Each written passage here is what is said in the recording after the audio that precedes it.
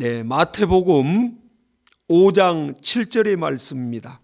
우리 두 번 또박또박 같이 합독하겠습니다. 시작. 긍휼히 여기는 자는 복이 있나니 저희가 긍휼히 여김을 받을 것이며 긍휼히 여기는 자는 복이 있나니 저희가 긍휼히 여김을 받을 것이며. 아멘. 네, 우리 기독교의 신앙은 긍휼의 신앙입니다. 이 긍휼이란 것이 무슨 뜻인가 하고 찾아봤더니 불쌍히 여기는 마음이라 이렇게 사전적인 정의가 되어 있더라고요. 그러니까 하나님께서 멸망으로 갈 인류를, 그리고 저와 여러분을, 또 우리의 조상 아담이 이제 원수 마귀에게 속고 정말 그렇게 범죄함으로 인하여 지옥으로밖에 갈 수밖에 없는 그러한 존재가 되고 말았습니다. 하나님의 자녀인데, 근데 하나님께서 아담을 생각하사 이렇게 말씀하고 있어요. 창세기에 보면. 그리고 또 온 인류를 하나님이 불쌍히 여기는 마음을 가지셨습니다. 그래서 하나님의 아들 독생자 예수를 보내서 그를 몸을 찢고 하나밖에 없는 목숨을 끊어서 십자가에 매달아서 우리를 살리신 겁니다. 그러니까 하나님의 아들을 희생시키고 우리를 살리심으로 마침내 하나님의 사랑을 우리에게 확증하셨다, 이렇게 로마서에 말하고 있습니다. 그래서 하나님이 우리를 불쌍히 여기지 않는다면 저와 여러분은 정말 전능하신 하나님 앞에 설 수가 없습니다. 우리가 얼마나 하루를 살면서도 많은 죄를 범합니까? 죄는 곧 사망이라 했는데, 그렇기 때문에 하나님이 우리를 정말 긍휼히 여기지 않는다면 저와 여러분은 하나님 앞에 설 수 없는 존재입니다. 그래서 우리 기독교는 긍휼의 종교라고 이렇게 말하고 있습니다. 참으로 하나님이 우리를 불쌍히 여기시고 온 인류를 불쌍히 여기시고, 또 더 나아가서는 불쌍히 여긴다는 말은 참으로 인자와 긍휼로 관을 씌운다, 이렇게 표현하고 있습니다. 시편에서는. 그러니까 아버지가 자식을 불쌍히 여기고 사랑하듯이 그 마음으로 하나님 우리를 건지신 겁니다. 그래서 이러한 긍휼, 그래서 예수님께서도 오늘 본문에 산상수훈의 팔복에 관하여 말했는데, 긍휼히 여긴 자는 복이 있나니 또한 저가 긍휼히 여김을 받을 것이며.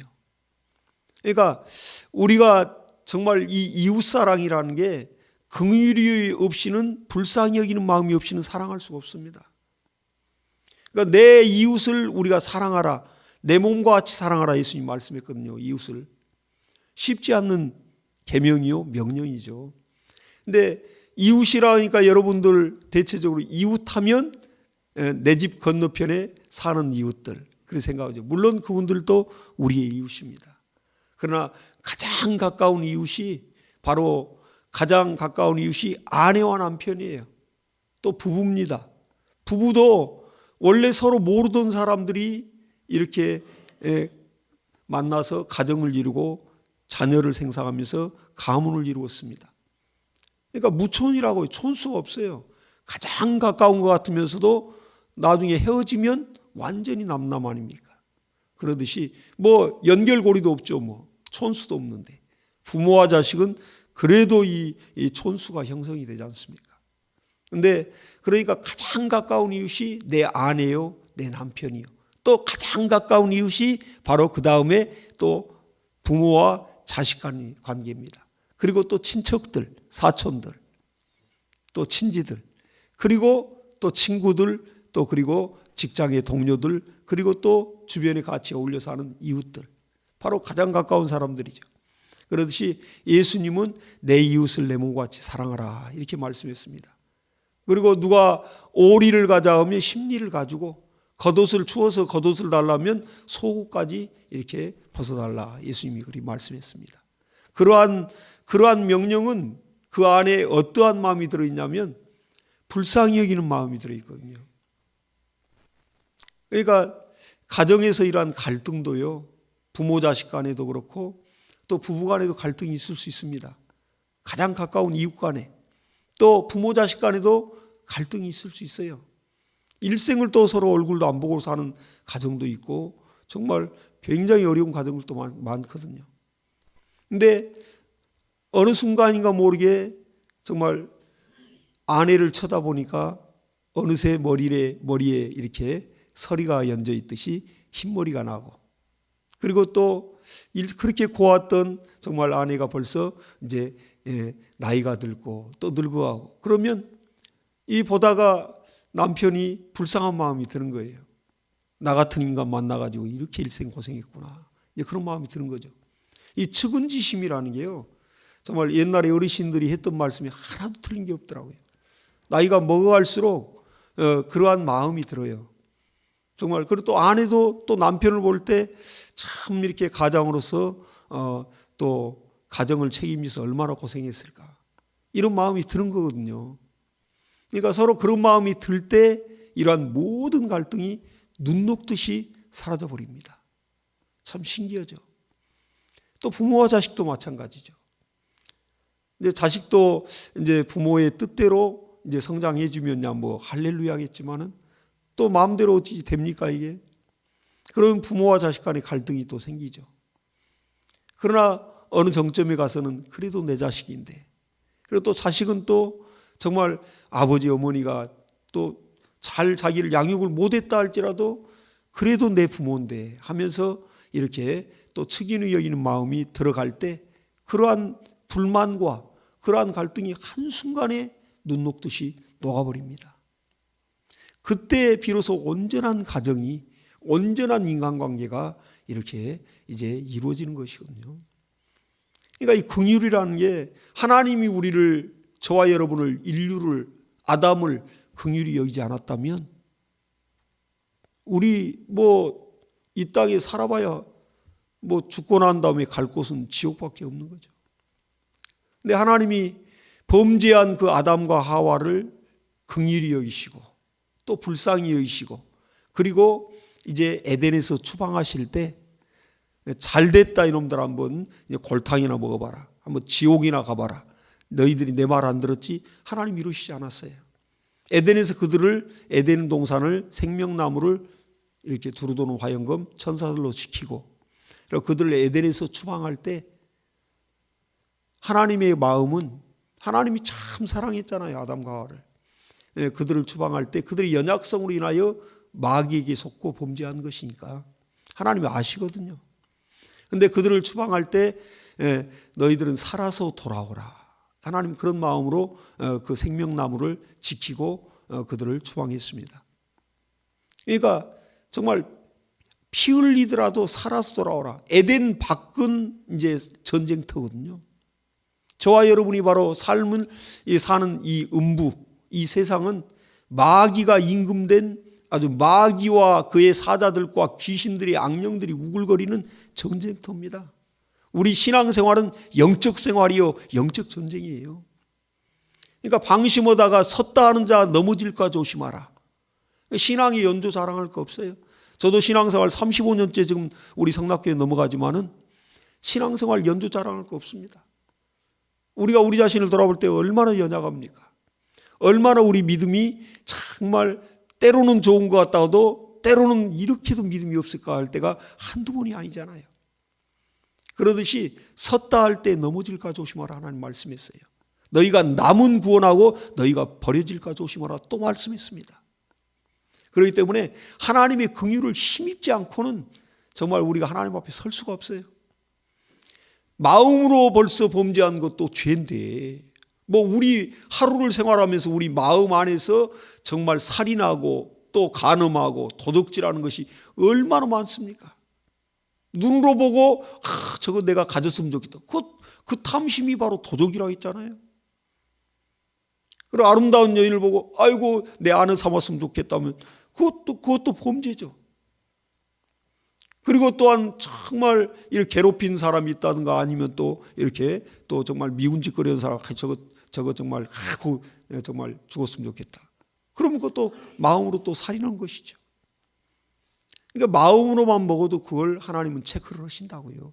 우리 안에 성전 삼고 성령 하나님이 들어와 계시기 때문에 우리 마음 안에서 스치는 생각과 이런 모든 것들을 하나님이 감지하셔요. 그렇기 때문에 성령께서 우리를 위하여 말할 수 없는 탄식으로 우리가 어떠한 죄악된 마음을 가질 때 촉구하십니다. 그 생각을 버려라. 이렇게 또 말씀하셔요. 그 결과로 나타나 버리면 안 되니까. 이 모든 것들은 인간의 이 오욕칠정에 가지고 이 탐심을 갖고 이 안에 정욕을 갖고 있기 때문에 그렇습니다. 거기에 죄가 발동하거든요. 그래서 탐심이 우상숭배라고 결론을 골로새서에 정하고 있습니다. 하나님보다 더 귀하게 보이고 하나님보다 더 정말로 더 또 높아 보이고 이러한 모든 것들이 우리 안에 있으면 그걸 우상숭배라고 말하고 있습니다. 그래서 어떻게든지 우리는 하나님 앞에 불쌍히 여김을 받은 자들이기 때문에 우리 또한 우리 이웃을 가장 가까운 이웃부터 아내와 남편부터 부모 자식 간에서부터 또 형제 간에서부터 그 다음에 또 이제 친지 친구 그리고 또 직장의 동료들 또 같이 더불어 사는 이러한 이웃들 그들을 불쌍히 여기라는 주님은 명령하고 있습니다. 그래서 긍휼히 여긴 자는 복이 있나니 긍휼히 여김을 받을 것이요. 그러니까 이건 하나님의 법칙이에요. 근데 이렇게 누가복음 5장 17절에 보니까 거기에 이제 중풍병자가 예수님께 치료받는 사건이 나옵니다. 근데 예수님이 성경을 가르칠 때 거기에 바리새인들도 와 있고 율법사들도 와 있고 그런 자리에서 사람들이 꽉 들어찼어요.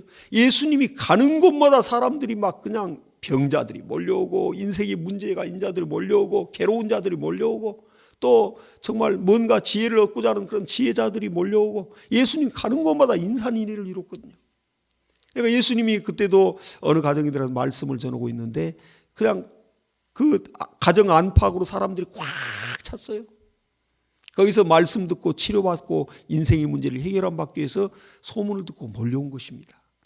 예수님 밥 먹을 겨를도 없다고 그랬어요, 성경은. 근데 그때도 이제 이렇게 예수님 말씀을 가르치실 때 근데 거기에 이제 중풍병자를 사람들이 이렇게 메고 예수님 앞에 왔는데 사람들이 많이 꽉 들어차서 거기를 뚫고 들어갈 수가 없어서 이제 지붕으로 올라가서 그들이 지붕을 뚫고 예수님이 말씀을 가리키는 그 앞으로 천정에서부터 이 중풍병자를 데리고 온 사람들이 그 침상채 예수님 앞으로 중풍병자를 내리달았습니다. 예수님 말씀을 강론하다가 갑자기 천정이 뜯어지면서 이렇게 사람이 들것에 실려가지고 내려오고 있으니 예수님도 깜짝 놀랐을 것 같아. 그래가지고 예수님이 그런데 그때 뭐라고 기록하고 있냐면 예수님이 그때 중풍병자들의 그 사람들을 믿음을 보시고 이렇게 말하고 있습니다. 그리고 이제 예수께서 저희 믿음을 보시고 이르시되 그 중풍병자를 향하여 이 사람아 내 죄사함을 받았느니라 하시니 이렇게 했어요. 그 중풍병자에게 지금 예수님이 치료를 해주시고 정말 안수를 해서 낫게 해주신 게 아니라 지금 침상에서 일어나지 못하고 등은 욕창으로 썩었고 정말 그 행색은 남루하고 이루 말할 수가 없어요. 우리가 병자들 보면 얼마나 참 초라하고 얼마나 그들의 삶이 그들의 얼굴을 보든 몸을 보든 만신창이가 돼 있잖아요. 근데 이 중풍병자는 뭐 수십 년간 이렇게 질병을 앓았으니 이루 말할 수가 없죠. 예수님께서 이제 중풍병자를 이렇게 같이 함께 메고 온 그 사람들을 그들의 믿음을 보시고 그리고 또 이제 그 중풍병자를 향하여 예수님이 이 사람아 내 죄사함 받았느니라. 먼저 죄사함을 선포한다고요. 그런데 여기서 그 중풍병자를 향하여 예수님이 하시는 첫 마디가 이 사람아.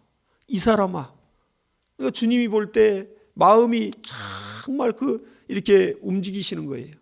그 중풍병자를 볼 때 어쩌다 이렇게 됐는가 자네. 이거 이 얘기 아닙니까? 다른 복음서에서는 소자야 내 죄사함 받았느니라 이렇게 말씀하시는데 여기 누가복음에서는 이 사람아 내 죄사함을 받았느니라. 그러니까 주님이 그 마음이 묻어 있잖아요. 이 사람아 어쩌다 이렇게 됐는가 하면서 주님이 불쌍히 여기는 마음으로, 그러면서 내 제사함을 받았느니라니 그 중풍병자 그 자리에서 깨끗이 일어나서 침상을 들고 걸어가 버린다고요.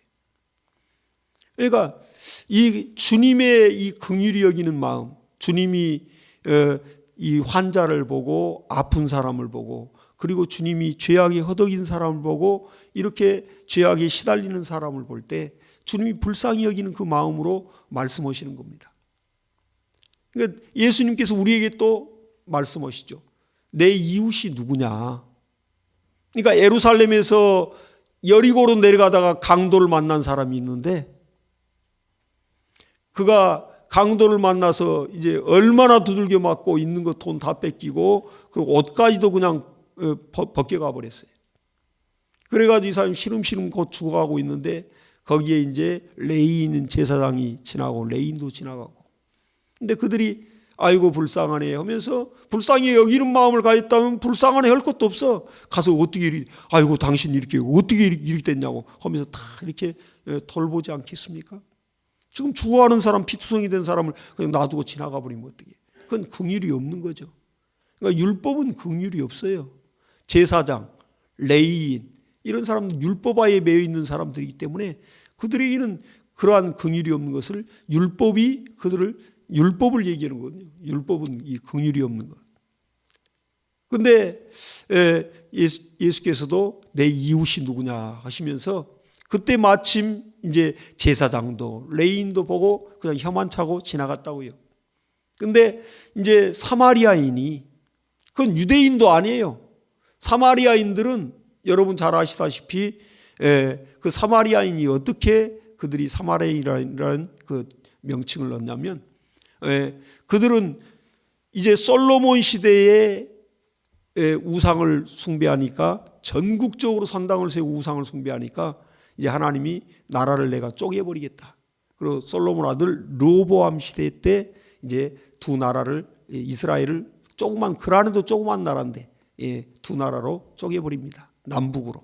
그리고 10개 지파가 여로보암을 중심으로 이제 베델에 가서 거기에서 이제 북이스라엘이라는 칭호를 가지고 북이스라엘을 세우고, 그리고 유다와 베냐민 지파 두 지파만 예루살렘 중심으로 그대로 다윗의 왕통을 이어갑니다. 근데 북이스라엘이 아수르 제국에 의해서 예수님 오시기 722년 전에 멸망하지 않습니까? 근데 이 아수르라는 나라는 얼마나 참 악독한 나라냐면 이 혼혈을 시켜버린다고요. 그것도 자기 나라 사람하고 섞는 게 아니라 자기가 정복은 그러한 국가들끼리 혼혈을 시켜버려요. 결혼을 강제로 시켜가지고 피를 섞어버린다고. 그러면 반란을 일으킬 이유도 없죠. 이제 민족성, 정체성이 사라져버리는 것이니까. 그러니까 이스라엘이라는 그 정체성이 다른 타민족하고 이렇게 강제로 결혼을 시키고 혼혈시키면서 섞어버리니까 이제 이들이 민족성이 내가 지금 어느 민족인가 하는 그런 것이 섞여버리는 것이죠. 그래서 이제 그때의 남왕국, 이 남유다에서 볼 때는 그들을 이제 자기 동족으로 안 보는 겁니다. 같은 이스라엘로 안 봐요. 저들은 이미 혼혈된 사람들, 저들은 피가 섞인 자들, 저들은 이방인이다. 개나 짐승같이 여겼습니다. 굉장히 경멸했어요. 이 사마리아 사람들. 예수님 당시까지도. 그러니까 유대인들이, 정통 유대인들이 그들을 경멸한 겁니다. 자기들은 그 여호와의 신앙의 그 정통성을 가지고 쭉 내려오고. 그러니까 근데 그 사마리아인, 그 자기들이 경멸한 그 사마리아인이 지금 강도 만난 자를 정말 보면서 그 유대인들은 혀만 차고 지나가는데 이 사마리아인이 와서 그 사람을, 이 사람은 어떻게 됐는가? 어쩌다 일이 됐냐고. 그러면서 그 곧 죽어가는 피투성이 된 사람을 상처를 싸매주고 정말 이렇게 또 기름을 발라주고 치료하면서 주막으로 데리고 와서 거기에 이제 그 주막 거의 이제 거기에 가서 얘기를 하면서 내가 부비를 더 줄 테니까 내가 다시 지금 내가 사업차 장사차 내가 급히 갔다 와야 되는데 이 사람 좀 돌봐달라고. 그리고 이제 더 비용을 들여가면서까지 그렇게 맡기고 갑니다. 예수님이 이렇게 예를 들면서 누가 강도 만난 자의 이웃이냐 이렇게 말하고 있습니다. 그러니까 거기서 당연히 율법사에게 지금 묻는 것이에요. 보면 율법에 정통하고 정말 구약의 그 율법의 성경에 정통한 성경학자에게 물었습니다. 그러니까 당연히 강도 만난 자의 이웃은 그 사마리아인이라고 이렇게 말하고 있습니다. 그러니까 예수께서 그 다음 구절에 너희도 이와 같이 하라. 이웃에 대하여 이와 같이 긍휼한 마음으로 베풀고 그들을 돌아보라 이렇게 말씀했습니다. 그러니까 이러한 긍휼, 이 긍휼이 정말 우리를 살리고 있고 이 긍휼로 인하여 우리가 정말 자유함을 누릴 수 있는 것입니다. 그러니까 이 중풍병자는 그 친구들이 김병의 효자 없다고 같은 가족들도요, 한 사람이 병들고 10년, 20년 가면요, 정말 나중에는 지쳐가지고 아주 그냥 자포자기 상태까지 가버립니다. 그런데 이 이웃들이 먼저, 이 사람들이 또 중풍병자의 친구들이 함께 이렇게 들고 와서 예수님께 이 사람을 치료받겠다고 그 가족이라고 말하고 있지 않아요. 그 이웃들이 중풍병자를 들거대 들고 와서 이 사람을 치료해 보려고 예수님 앞에 나온 거예요. 그렇다면 이 중풍병자가 평소에 건강할 때 이웃들과의 인간관계가 좋지 않았겠습니까? 좋았기 때문에 이들이 정말 이 사람을 불쌍히 여기고 더 귀하게 여기고 또 그 친구를, 그 이웃을 정말 이렇게 중풍병자를 어떻게 치료해서 같이 즐거운 시간들을 보내기 위해서 그렇게 한 거 아니겠습니까? 그러니까 이 중풍병자 역시 건강했을 때 정말 주변의 사람들 또 친한 사람들, 동료들의 긍휼한 마음을 베풀었던 사람이에요. 그러니까 마가복음 5장 7절의 말씀과 같이 예수님이 직접 하신 말씀 아닙니까? 긍휼히 여기는 자는 복이 있나니 저희가 긍휼히 여김을 받을 것이며 세상살이 악하게 살 거 아닙니다.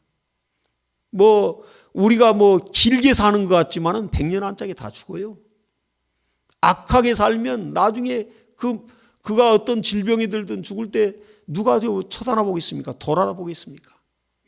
근데 정말 내가 살아생전에 내가 또 정말 건강할 때 이웃을 돌아보고 손을 내밀고 설벗고 굶주린 자들, 소외된 자들을 불쌍히 여기고 주님이 또 우리가 그렇게 은혜 받았으니까 우리 또한 그렇게 정말 베풀 수 있는 그러한 마음으로 그럴 때 또 좋은 이웃들이 또 내게는 많아지고 내가 어려움 당할 때 그들이 나를 또 불쌍히 여겨요. 그래서 세상 그래도 살만 나는구나. 우리가 세상 아무리 각파한 것 같지만요, 믿는 자든 안 믿는 자든 간에 어려울 때 보면 참 선하게 이렇게 하는 이웃들이 많이 있습니다. 그때 감동받죠. 세상이 정말 아직 살만해. 이런 미담이 많이 나오잖아요. 그런 뉴스에도 많이 나오고. 그러니까 참 우리가 사는 세상이 각파하고 삭막한 것 같지만은 그러나 거기에 선을 행하는 자들이 있습니다. 예수를 안 믿을지라도 그런 귀한 마음을 가진 사람들이 있어요.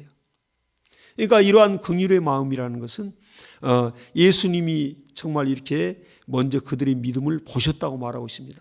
보신다는 것은 이미 성경에 보면 우리가 주의 깊게 봐야 되는 단어가 예수님이 보시고 또 예수님이 두렙돈을 드리는 두렙돈이 지금 냅돈이라는 것은 그 화폐의 단위인데 해봐야 몇천 원 안 되는 돈이에요. 우리나라 돈으로 하면. 근데 그 과부는 그 몇천 원이 생활비 전부예요. 근데 그걸 갖다가 하나님 앞에 이렇게 헌금으로 드릴 때 예수님이 그걸 보시고 또 그리고 나서는 또 아시고라는 게 보시고 또 아시고라는 단어를 이렇게 예수님이 성경에 쓰신 게 기록이 되어 있습니다. 그 환자가 벌써 질병이 오랜 줄 아시고 그러니까 예수님은 보셨지만은 이미 그 사람의 형편을 깊이 아시는 겁니다. 왜? 히브리서 1장 1절에서 3절의 말씀 보니까 하나님이 그 아들로 만유를 지으시고 그 아들로 말미암아 이 만물이 지어졌다고 말씀하고 있습니다. 예수 그리스도 아버지 품속에 삼위가 한 분으로 계실 때 창조자로 계신 분입니다.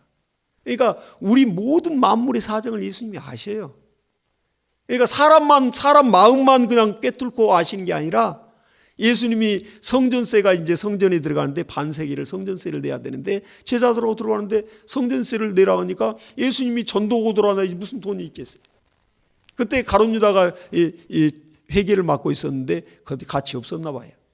그러니까 돈이 아무것도 없는 거죠. 예수님 뭐 빈손으로 다니지 언제 예수님이 여기다 주머니다 뭐 돈 넣고 다니신 분입니까? 그러니까 예수님께서 이제 제자들에게 묻는 거죠. 아니 자식이 아버지 집에 들어가는데 돈 내는 거 맞냐? 그러나 이 성전세를 내라 할 때 그 법을 지켜야 된다. 그러면서 지금 빨리 바닷가가 가까우니까 바닷가로 가서 낚시를 한번 던져봐라. 그럼 제일 먼저 걸려놓은 그 물고기 입을 열어보면 그 안에 성전세가 들어있을 거다. 돈이 들어있다는 거예요. 그러니까 그 물고기 사정까지도 예수님이 다 하시는 겁니다.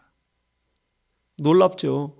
그러니까 우리가 사복음서를 보면 예수님이 했던 그 행적들, 이적들, 예수님의 명령 보면 이 모든 만물에 관해서까지 다 얘기해요. 물고기든 또 낙이든 짐승이든 또 사람이든 또 이 뽕나무든 뭐 무화과 나무든 뭐 예수님이 하신 다 그 사정을 아십니다. 만물의 사정을. 만물의 창조자가 되기 때문에 그렇습니다. 그러니까 아니라 다를까 낚시를 던졌는데 첫 번째 잡힌 물고기에 딱 걸려오는데 입을 열어오니까 그 안에 입속에 성전 그 세계를 낼 수 있는 반세겔이 들어있는 거예요. 그걸로 물고기에서 돈을 건져서 성전세를 냈다니까요. 실제 있었던 사건입니다, 이게. 그러니까 예수님은 만물의 사정을 다 하십니다.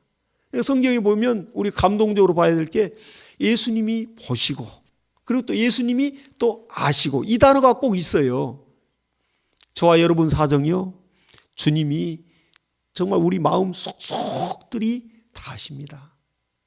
우리가 이렇게 하나님 앞에 예배로 나오기까지 가정에서 또 일터에서 또 정말 세상 살면서 이렇게 눈물 짓는 것, 마음이 괴로운 것, 답답한 것, 우리 마음의 또 소원까지 다 하십니다. 그렇기 때문에 예수님이 보시고 또 그리고 또 아시고 그리고 예수님이 그걸 해결해 주시는 거거든요. 그러니까 이렇게 긍휼이라는 것에 대해서는 벌써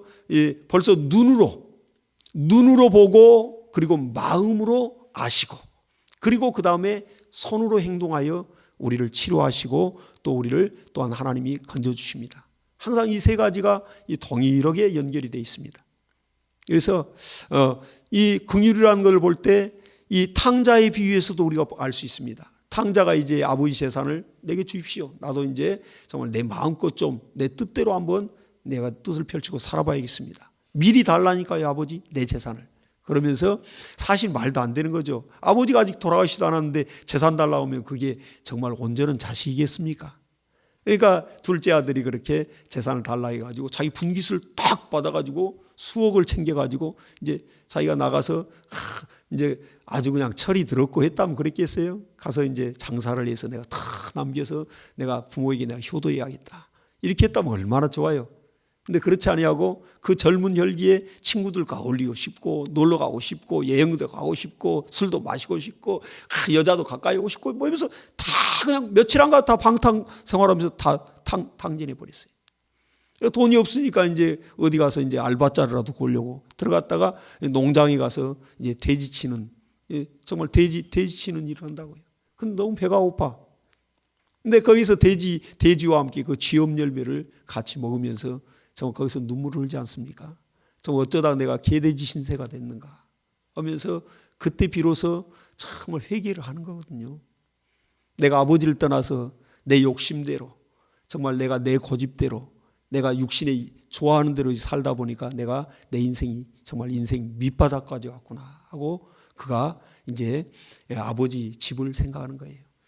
내가 아버지 집에 내가 그래도 같이 아버지와 함께 살 때는 그래도 내가 이렇게 부잣집 아들로 그렇게 살았는데 그렇게 사랑받고 대우받고 살았는데 자기 꼴이 너무 처량한 거죠.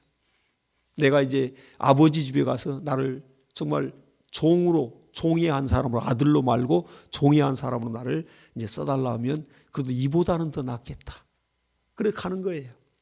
근데 그 아버지는 집 나간 자식 그렇게 기다리고 있는 거죠. 뭐 아버지 마음은 이제 나올까 저제 나올까 항상 대문을 삐끗이 이렇게 잠그지 않고 실제 열어놓습니다.